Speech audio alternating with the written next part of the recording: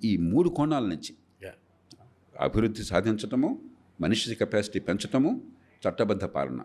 Yes. ఇది సరైన పనులు చేస్తే కొన్ని చేస్తున్న చోట్ల ఫలితాలు కనిపిస్తున్నాయి, అవును.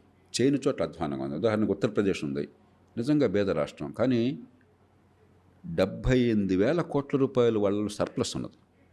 ఒక పేద రాష్ట్రంలో వాడికి వచ్చే ఆదాయం, వాడు రోజువారీ ఖర్చు చూస్తే 78,000 కోట్లు వాడు మిగుల్చుకుని మన కుటుంబాలు చేసినట్టుగా, మన కుటుంబాలు అనేతే కదా, అవును. పొదుపు చేసి త్యాగాలు చేసి మన కోసం అని చెప్పని పాపం వాళ్ళు గడ్డి తిని తల్లిదండ్రులు అవును. మన కోసం కూడబెట్టి మనల్ని కాస్త గౌరవంగా బతకనిచ్చారు. ఎస్.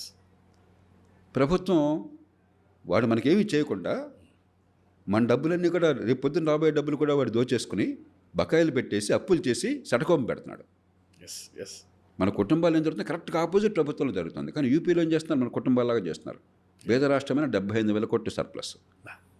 ఒరిస్సా పేద రాష్ట్రం 38,000 కోట్ల రూపాయల సర్ప్లస్.